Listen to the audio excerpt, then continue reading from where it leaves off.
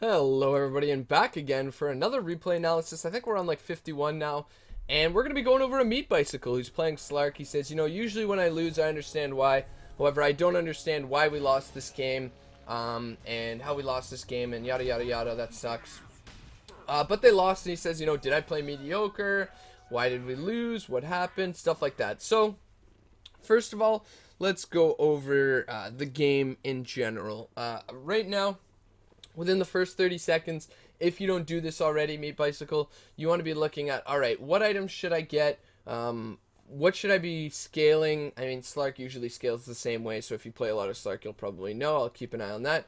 What should I be scaling? How should I be playing this game? And the first thing I can tell you right now is they're running an incredibly greedy 5-core lineup, and you guys have 2 supports. So if this game goes past, I want to say 50 minutes ish, or if it goes past 40 minutes, it's going to be really tough for you guys. You have an Omni Knight who's great against all the physical damage, but realistically, I imagine this is a lower MMR game since there's just 5 random cores.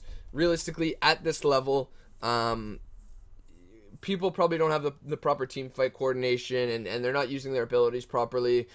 In that case, it's easier to just run 5 heroes that can right click you down, right? So the Ursa, the Jug, the Spectre, the Morph, they can all just right click you down. So the thing I'm thinking is, all right, they have a lot of early game, or excuse me, a lot of late game.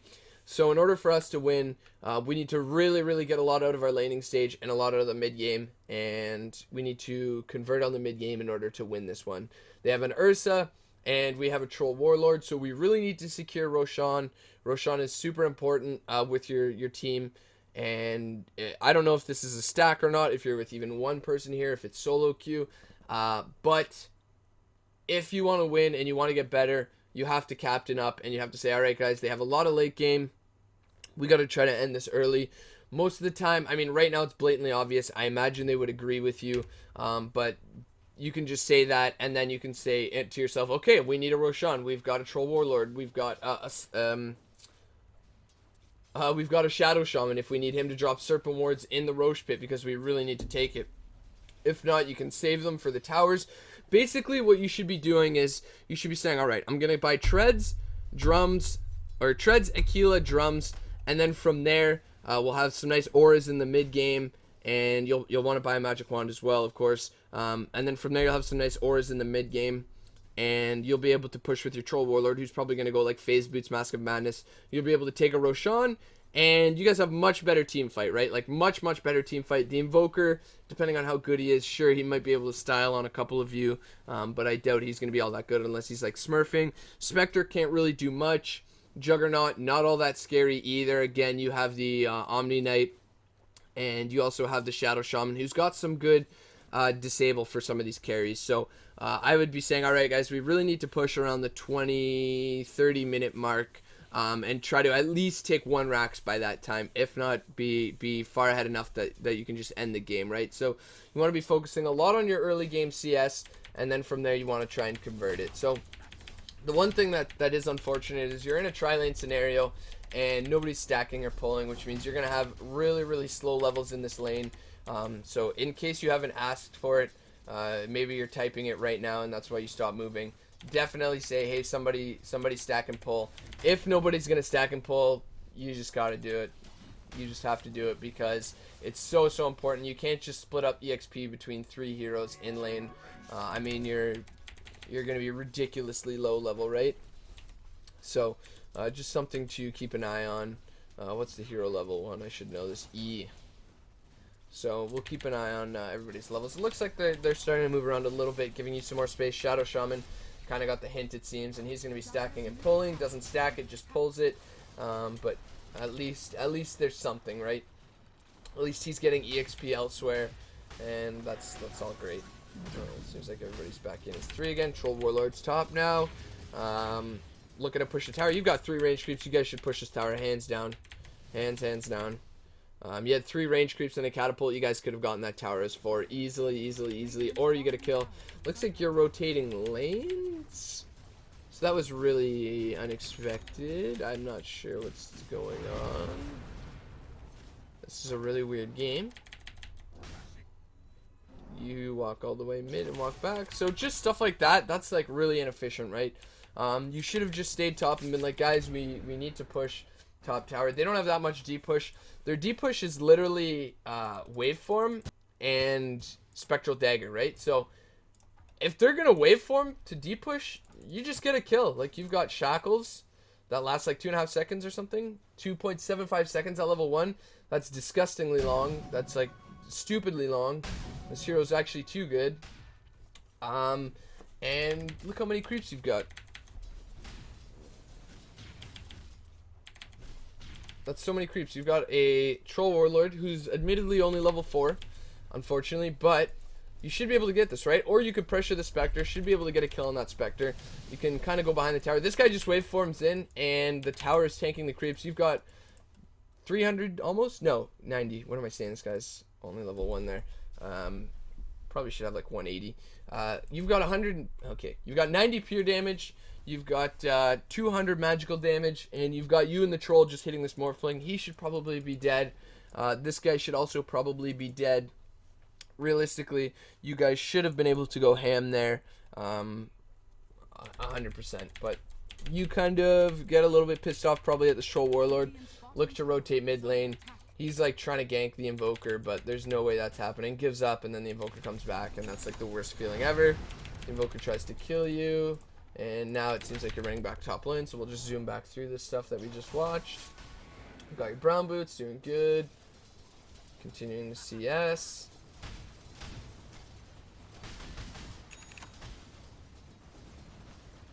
Not really much to say. Now you're going for the tower, good stuff. Still only level 4 at 8 minutes. Level 5, finally. Troll just ulties. You really need to soak for level 6 because you need your ulti so bad. You die there. That was pretty greedy. Let's rewatch that one. So you're only at like a third HP, and you're like, oh man, my Omni's going. Tank the tower. Walk up close again. He's just going to waveform you, and that's pretty much it, right? So there's no reason to go in. Sure, that Omni may have screwed up and not healed you, even though he had the mana to do so. But you don't really want to rely on other people, right? You want to be able to play to your own strengths and play as well for yourself. So greedy there, that was a big mistake, huge overstep. Now at least you get a ton of CS, and this is really important. You're going to finish up your Aquila, buy that thing ASAP. You need that nice little bit of mana regen. You need to finish up your Aquila and Tread so that you can start to farm the jungle, because it's just not working out that you have people in lane consistently and you're unable to do anything. You try to go for the Invoker, kind of help get the kill. This dude just ulties, and then he ulties after that and wastes his ult. Now you go ham again, and you realize, shit, I have no mana for my ulti. So, I mean, these are just small mechanical mistakes. Like, these are just, I mean, there's not much, I can't really analyze that, right? I can just say, should have just not used your leap or your dark pact, right? You should have just saved enough mana for your ulti. Realistically, you shouldn't have gone in there at all, because you need to hit your item timings as soon as possible. You need your treads and your drums as soon as possible in order to begin pressuring, or in order to begin jungling, so that you can get some more CS and some more levels. And it's really, really important that you do some of this stuff so that you can group up with your team and get Roshan and stuff like that. No wards. Buy a ward if you have to. It's like the worst shit ever. I know it sucks, but there's no ward over Roshan at this level. I'm not sure if the Ursa will smoke in to take Rosh or not. He probably could have done it if he had. I think you need one more point of Fury Swipes instead of the one more point of Overpower. Now he's just like mid lane. You should be paying attention to this stuff. So right now you're jungling, and let's see how this jungle goes. So you're in the jungle. What's going on here? Hitting them, hitting them, hitting them. Alright, so that's a pretty big deal, because although it may be great that you're jungling, there is one thing that you're not doing. And let's see how many heroes show while you're jungling right now. So we'll go to your team's vision,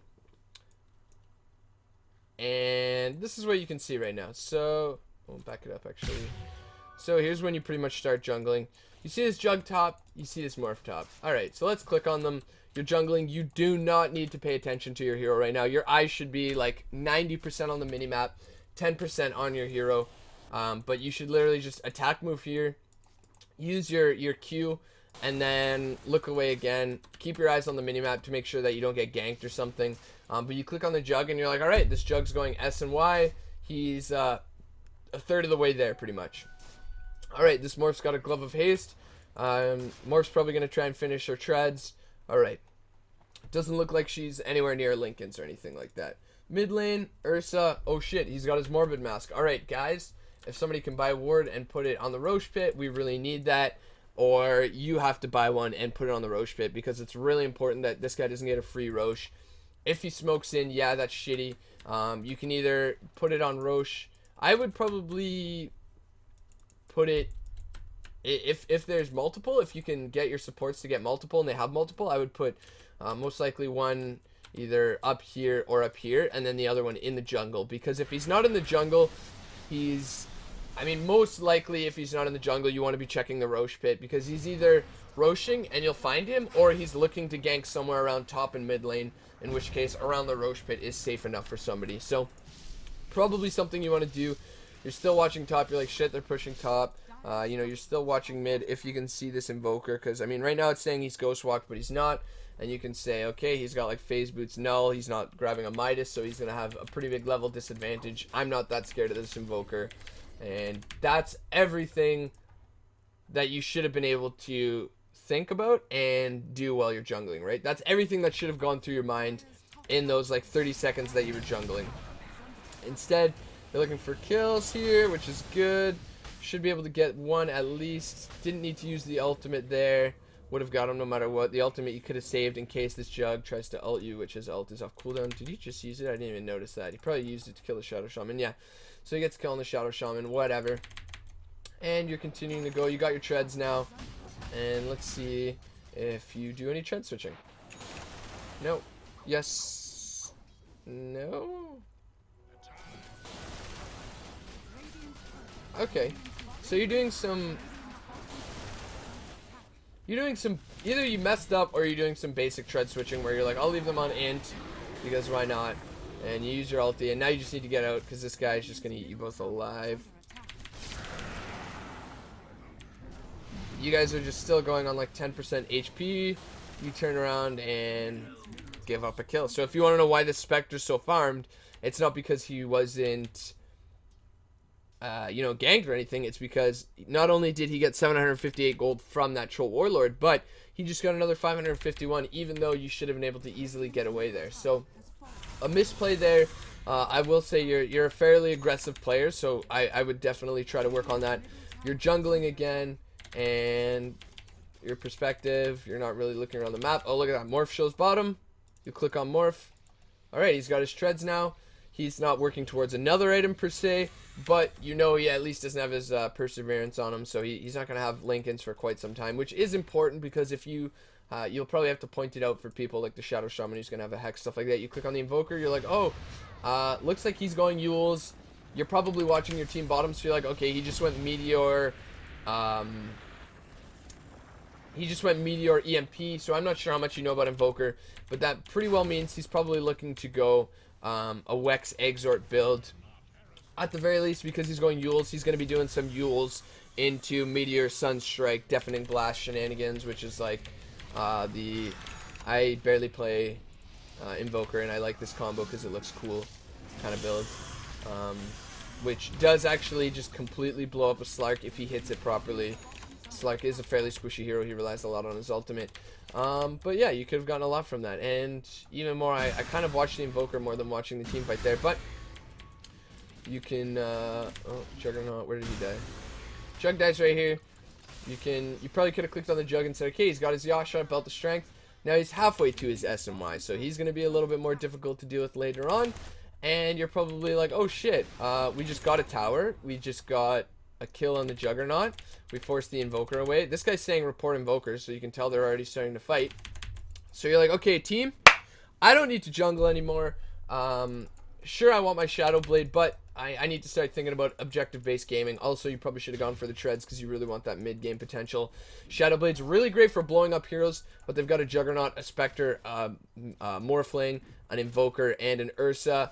You can't really man-fight any of these heroes. You're not going to be looking to gank them with a Shadow Blade. If they had like an Ancient Apparition, a Crystal Maiden, a Lion, pretty much any hero you could just instantly eat alive with that Shadow Blade, I'd say, yeah, go for it. But the Drums is going to be some good bonus HP, as well as the Aura and the Active to help you push down towers. You should be saying, guys, we should sack top tower and just take Roshan. Or you probably should have been top earlier on, because the Spectre's not all that scary now that you have your ultimate. So there you go. Yeah, look at that. Spectre almost dies. She has to use Haunt. And now you're like, alright, Spectre used Haunt. Juggernaut recently died. We're really far ahead right now. We've still got wards on Shadow Shaman. Let's put a nice ward right here and go take Roshan, because you have tons of vision here. You even have vision here. Let's go take Rosh, because our heroes as well as their heroes rely so heavily on getting a Roshan. So you guys push top, they fortify, and that guy dies, and that guy misses his chains, and this guy dies, that guy dies. And this guy's still like report Invoker, and you're still running around. And look at that. This guy just... Does he even smoke in? I'm gonna say no. Where's the Ursa? Nope, just walks in. No smoke or anything, unless it's a reborn bug. Just walks in, takes Roshan, and that's pretty much that. So this guy just gets a free Rosh. His team buys time, and realistically, what's happening right now, you guys are getting kills, but you're still losing one. I think you guys actually end up losing two, or am I wrong? No, you only lose one. You get a tower, but guess what? They've got Aegis. You guys don't have Aegis. And why do you need Aegis when you just got a tower? Well, there's absolutely no way you high ground without Aegis. And taking the last two towers is going to be way more difficult now that they have an Aegis. So now you have to deal with an Ursa with an Aegis, which outside of having an Omni Knight ulti, you can't at all. He's just going to eat alive probably your Omni or your Shadow Shaman. Then you guys are fighting 4v6 technically, because he's probably still got his Aegis. And the next team fight, if this game goes how you know I imagine it should, the next team fight goes heavily in the enemy team's favor. You're still jungling. Instead of pressuring out the lanes, you go for a Shadow Blade, but guess what? I mean, you missed the leap anyways. This dude just uses Replicate, waveforms out, and the Ursa gives up his Aegis. You guys gotta be a little bit careful. There's the meatball. Alright, so Ursa, the enemy team's playing this incredibly poorly, honestly. You guys most likely should have lost that fight. In all actuality, the Invoker's not hitting any of his spells, and everybody's just kind of feeding. And then you go back to jungling, and you're like, oh, let's do some Ancients, even though there's 3 heroes dead. And back to jungling, and back to jungling, and oh, back to the lane. Checking for Rosh. Probably didn't have a Rosh timer because the Aegis just went down. You should know that there's no way that Rosh is going to be up anytime soon. And now you're looking to pressure bottom, but you guys get scared away, and you go for Shadow Blade, but you know, Spectre's going to Spectre, and back to the jungle. So this is it, man. I mean, this is, if you can't pinpoint what you did wrong, it's that you guys don't look to push off of any lead, right? Like, you guys are so far ahead right now. You're like 6k net worth, and you're just moving back into the jungle, despite the fact that they have 5 cores, despite the fact that there was just 3 heroes dead, you guys didn't push mid, and despite the fact that since you guys have a better 5-man, you're not grouping up. So that's the issue. You gotta have a strong hand. You gotta say, guys, let's 5-man, guys, let's 5-man. If you say it enough, they're gonna follow you, honestly.